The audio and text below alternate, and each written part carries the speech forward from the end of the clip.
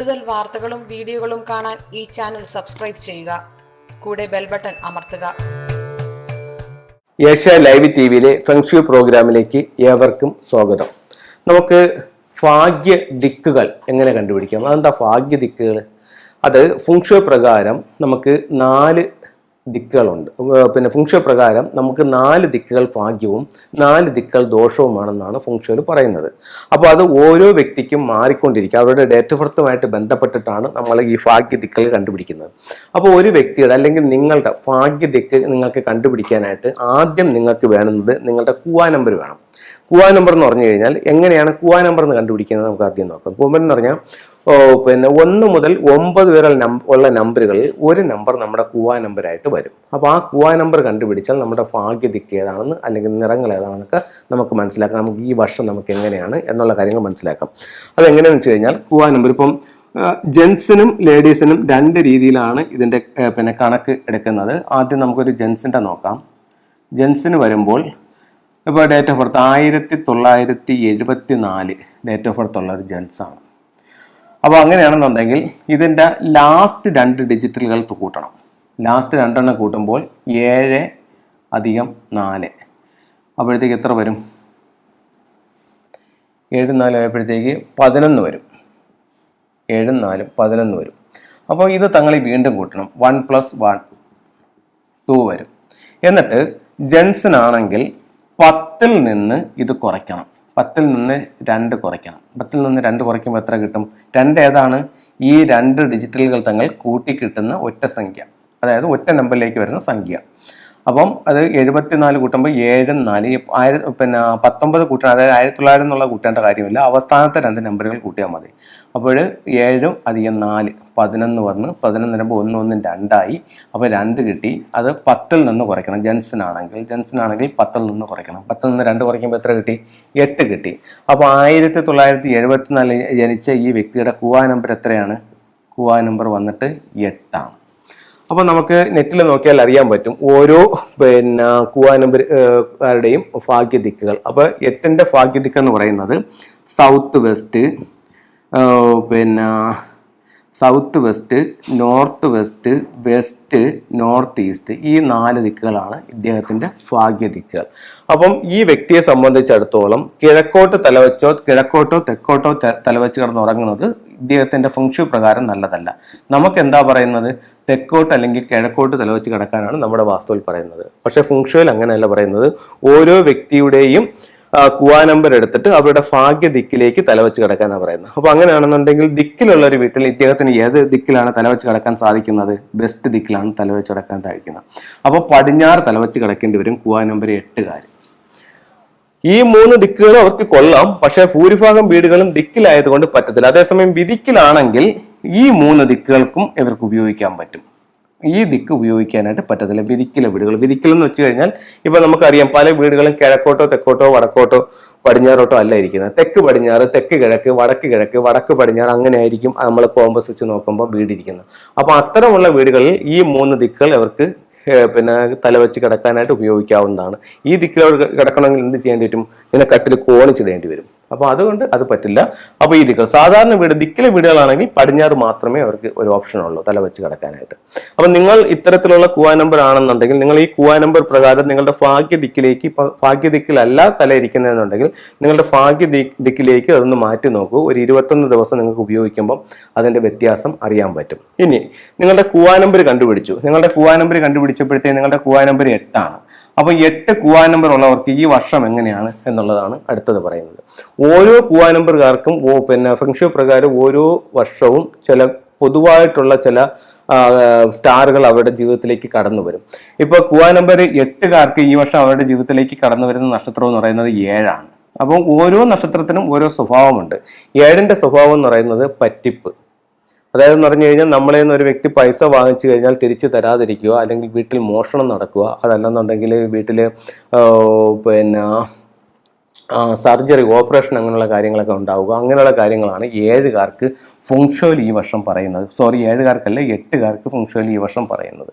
അതായത് നമ്മൾ പൈസ ഇടപാടുകൾ ചെയ്യുമ്പോൾ വളരെ നോക്കിയും കണ്ടും ചെയ്തില്ല എന്നുണ്ടെങ്കിൽ അത് തിരിച്ച് കിട്ടില്ല. അതാണ് ഇത്. അപ്പോൾ കൂവാ നമ്പർ 9 ആണെങ്കിലും ഇപ്പം നിങ്ങൾ ഇങ്ങനെ എടുത്തപ്പോഴത്തേക്ക് കൂവാ നമ്പർ 9 കിട്ടി. 9കാർക്ക് നമുക്ക് എന്താ പറയുന്നത്? 9കാർക്ക് ഈ വർഷം വരുന്ന സ്റ്റാർ എന്ന് പറയുന്നത് 8ആണ്. 8 എന്ന് പറയുന്നത് സമ്പത്തിന്റെ നക്ഷത്രമാണ്. അപ്പോൾ 9കാർക്ക് ഈ വർഷം സാമ്പത്തികമായിട്ട് അഭിവൃദ്ധി ഉണ്ടാക്കാൻ പറ്റിയ ഒരു വർഷമാണ്. 9 വർഷത്തിൽ ഒരിക്കൽ വരുന്ന 8 എന്ന് പറയുന്ന നക്ഷത്രം അവിടെ ഗ്രിഡിലേക്ക് വന്നിട്ടുണ്ട്. ഇത് നമുക്ക് സാമ്പത്തിക അഭിവൃദ്ധി കിട്ടാനായിട്ട് നല്ലൊരു നക്ഷത്രമാണ്. അപ്പോൾ 9കാർക്ക് ഈ വർഷം നല്ലതാണ്. ഇപ്പോൾ നമ്മളൊരു ജെൻസിന്റെ കൂവാ നമ്പർ എടുക്കാൻ പഠിച്ചു. ഇനി നമുക്ക് ഒരു ലേഡിയുടെ കൂവാ നമ്പർ എടുക്കാൻ എങ്ങനെയാണെന്നുള്ളത് നോക്കാം. ഇതിൽ മറ്റൊരു കാര്യം ശ്രദ്ധിക്കേണ്ടതെന്ന് പറഞ്ഞു കഴിഞ്ഞാൽ ജെൻസിന്റെ കൂവാ നമ്പർ എടുക്കുമ്പോൾ നമ്മൾ 10ൽ നിന്നാണ് കുറയ്ക്കേണ്ടത്. അതേസമയം 2000 മുതൽ ജനിക്കുന്ന കുട്ടികൾക്ക് 9ൽ നിന്ന് കുറയ്ക്കണം.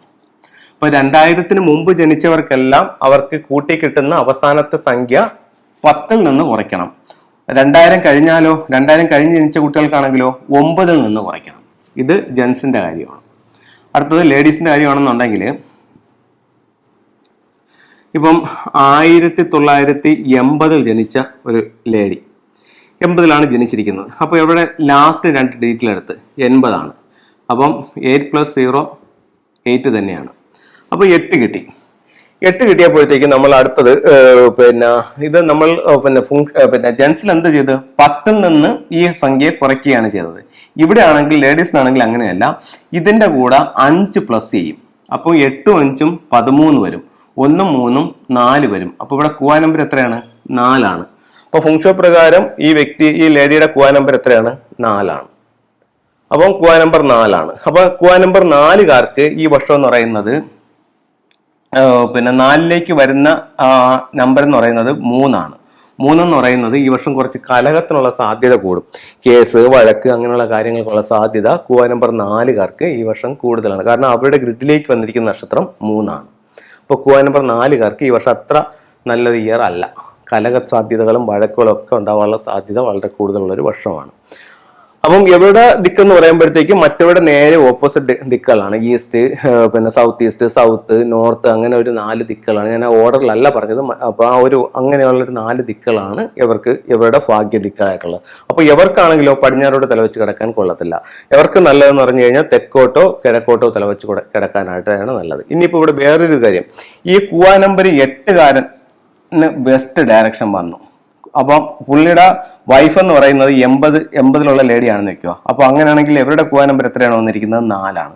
അപ്പം ഇവർക്ക് ഇദ്ദേഹത്തിന് വെസ്റ്റ് പറഞ്ഞു, ഇവർക്ക് പറഞ്ഞത് സൗത്തും ഈസ്റ്റുമാണ് പറഞ്ഞത്. അപ്പോൾ 2 പേർക്കും 2 ഡയറക്ഷൻ വരുന്നില്ലേ? അപ്പോൾ അങ്ങനെയുള്ള സാഹചര്യങ്ങളിൽ ഹസ്ബൻഡിന്റെ ഡയറക്ഷനിലേക്ക് തലവെച്ച് കിടക്കാം. അതുകൊണ്ട് ദോഷമില്ല. അപ്പം ഇത്തരം കാര്യം ഇങ്ങനെയാണ് ഒരു കൂവാ നമ്പർ കണ്ടുപിടിക്കുന്നത്. അത് കണക്ക് തന്നെ ഇവിടെ ജെൻസിൻ്റെ നമ്മൾ പറഞ്ഞു 10ൽ നിന്ന് കുറയ്ക്കണം, 2000 കഴിഞ്ഞിട്ടാണെങ്കിൽ 9ൽ നിന്ന് കുറയ്ക്കണം എന്ന് പറഞ്ഞു. അപ്പൊ ലേഡീസിനാണെങ്കിൽ 5 പ്ലസ് ചെയ്യണോ നമ്മളിവിടെ കണക്കിട്ടു.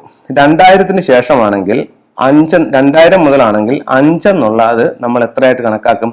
6 പ്ലസ് ചെയ്യും. ഇപ്പൊ 2000-ൽ ജനിച്ച ഒരു പെൺകുട്ടി, ഈ പെൺകുട്ടിയുടെ കൂവാ നമ്പർ എത്രയാണ്? ലാസ്റ്റ് 2 ഡിജിറ്റ് കൂട്ടുമ്പോൾ 00 കൂട്ടുമ്പോൾ 0 തന്നെയാണല്ലോ വരുന്നത്. അപ്പൊ അത് എത്രയെന്ന് പ്ലസ് ചെയ്യണമെന്നാണ് പറഞ്ഞിരിക്കുന്നത്? 6 പ്ലസ് ചെയ്യണമെന്ന്. അപ്പൊ അങ്ങനെയാണെങ്കിൽ പ്ലസ് ചെയ്യാനില്ലല്ലോ, ഈ 6 തന്നെയാണ് കൂവാ നമ്പർ. കൂവാ നമ്പർ 6ആണ്.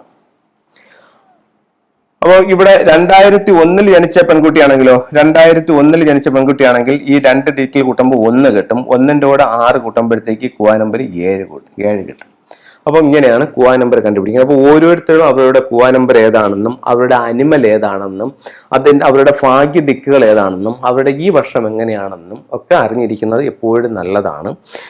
അടുത്തത് നമുക്ക് ഫെങ്ഷുയിലെ ചില ടൂളുകൾ പരിചയപ്പെടുത്താം. ഇത് ഡബിൾ ഹാപ്പിനെസ് എന്നുള്ള ഒരു സിമ്പിളാണ്. അതായത് നമ്മുടെ വീട്ടിലേക്ക് സന്തോഷം നിലനിൽക്കാനായിട്ട് വെക്കുന്ന ഒരു സിമ്പിളാണ്. ഇത് നമുക്ക് ലിവിംഗ് റൂമിന്റെ വെസ്റ്റ് ഭാഗത്ത് ചെയ്യാം, അല്ലെങ്കിൽ ബെഡ്റൂമിന്റെ വെസ്റ്റ് ഭാഗത്ത് ചെയ്യാം, അല്ലെങ്കിൽ ബെഡ്റൂമിൽ നിന്ന് നോക്കുമ്പോൾ കാണുന്ന ഭാഗത്ത് നമുക്ക് ഡബിൾ ഹാപ്പിനെസിന്റെ സിമ്പിൾ ചെയ്യാം. അപ്പം ഇത് ഡബിൾ ഹാപ്പിനെസ് ഇപ്പോൾ എന്തിനാ ചെയ്യുന്നത്? വീട്ടിൽ സന്തോഷം നിലനിൽക്കാൻ വേണ്ടി ചെയ്യുന്നതാണ്. അടുത്തത് മിസ്റ്റിക് നോട്ട് എന്ന് പറഞ്ഞിട്ട് ഒരു സിമ്പിളാണ്. ഇതൊരു നിഗൂഢ കെട്ടാണ്. ഇത് നമുക്ക് സ്വീകരണം നമ്മളുടെ സൗത്ത് വെസ്റ്റ് കോർണറിൽ ചെയ്യാം. ബെഡ്റൂമിലാണെങ്കിലോ ബെഡ്റൂമിന്റെ സൗത്ത് വെസ്റ്റ് കോർണറിലും ചെയ്യാം. ബെഡിന് അടിയിലിട്ട് കിടക്കുന്നതും ഇവിടെ ഐക്യത്തിന് നല്ലൊരു ടൂളായിട്ട് ഫംഗ്ഷനിൽ കണക്കാക്കുന്നുണ്ട്. അടുത്തത് വെൽത്ത് ഷിപ്പ്. ഇത് മെയിൻ ഡോറിൽ നിന്നും ഉള്ളിലേക്ക് നോക്കി സമ്പത്തിന്റെ ഒരു ഷിപ്പ് നമ്മുടെ ലൈഫിലേക്ക് വരുന്ന രീതിയിൽ നമുക്കിതിനെ പ്ലേസ് ചെയ്യാവുന്നതാണ്.